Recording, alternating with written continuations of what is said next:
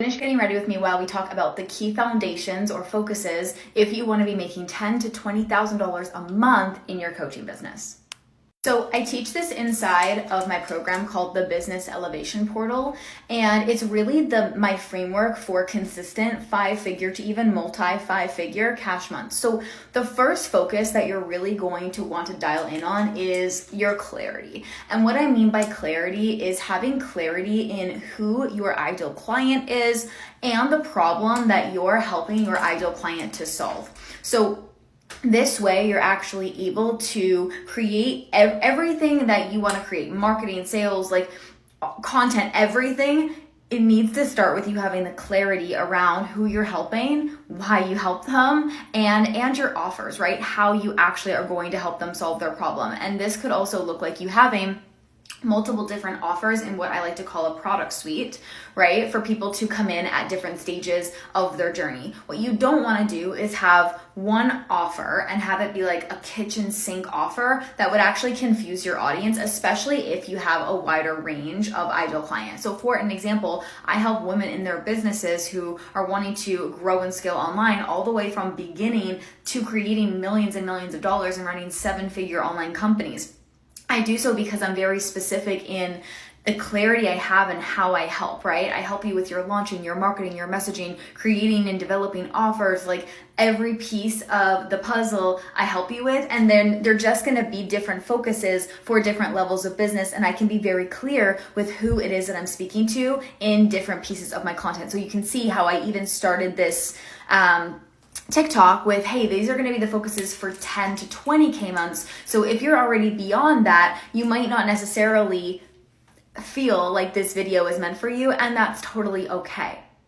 If I started the video with focuses to build your 7-figure coaching business, let's take you from 20K to 50K months. Let's take you from 50K to 100K months. The clearer you can be with who your content is meant for and the client that will resonate with it, the more conversions and sales and the right ideal client you're going to be able to attract from that message. The second piece, after you're really clear on your offers, your pricing, your business structure, your ideal client, the second piece that you're really going to want to zone in on is your positioning. So how are you going to stand out beyond all of the other people that also do the same thing that you do, right? What is your unique value proposition? So your UVP, and how are you going to show up and build your brand and in your programs and your marketing around that unique UVP? So you really want to make sure that you understand how you get to position yourself online to stand out, to attract the right ideal clients for you, right? So really, why is somebody going to choose to work with you over anybody else? And then this is also where I would get really clear on what your brand story is, what your mission is, what your values are. So then again, you can easily communicate that in all of the content that you're going to create. If you don't have that, your content isn't necessarily going to convert in the way that you want it to, or actually even attract the right ideal clients for you, because they won't know the reason as to why you on how to connect, right? So sure, anybody could post educational tips, tricks, whatever in their content, but not everybody is going to be able to connect to the right ideal client if they don't have that emotional piece of their brand in their story. So once you have your clarity and then you have your positioning statement or your UVP, then you can really get into the marketing, right? Because you know exactly who you're going to be talking to, you know exactly how you're going to help them, so you'll know what their problems are, you know what the transformation that you're providing is going to be for them and how you're solving those problems. And why you're going to get into your marketing. Now, content and marketing is going to be the biggest piece of this. And I will say it's probably the main area of focus that I spend the most time on with my clients, because creating, converting content, there's a process to it. We have to make sure we're talking to the right buyer types. We have to make sure that your content is very, very clear, micro and niche. Again, you don't want to run into the whole kitchen sink thing with your content either, because you want to make sure that you're creating content that speaks specifically to the right buyer, especially if you have multiple offers that you're going to be selling at different price points. Again, you want to have that because it helps your audience be able to come in where they're at, and also to build a lot of trust with you. So content is really going to be step 3, that visibility as well, like how you are actually getting in front of that ideal client.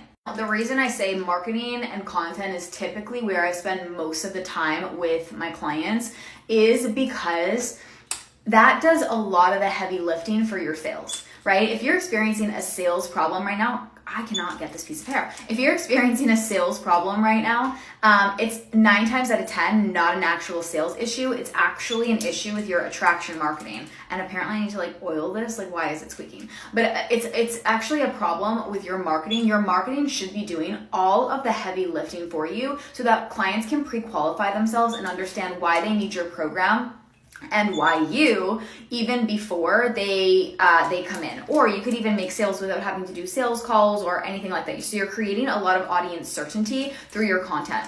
But even though the content does a lot of the heavy lifting for you, or should do about 90% of the heavy lifting for you to make your sales conversions and processes super, super easy and streamlined for a client to be able to buy, you still want to have sales processes in place, and you have to get really good at sales. So like building your sales skills is going to be a focus for you if you're wanting to grow to $10,000 to $20,000 plus, honestly, plus months online, because you don't want to be somebody who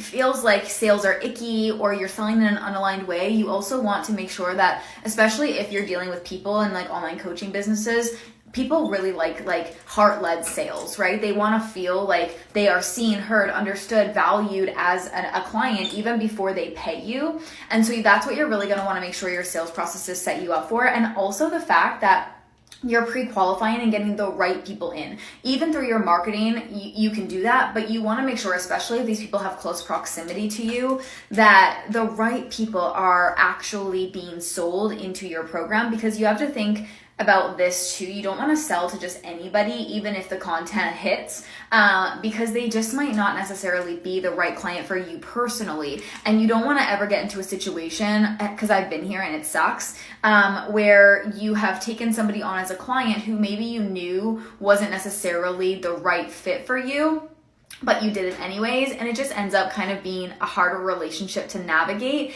and honestly hard for you to coach on sometimes as well. You really want to make sure you actually just vibe with the person, and again, you're sharing those missions, those values, and you're seeing who they are before they come into your close proximity space. So having sales process in place, applications, like payment plans, like all of those pieces are going to be another important step to making sure that you're able to hit and sustain those $10,000 to $20,000 months.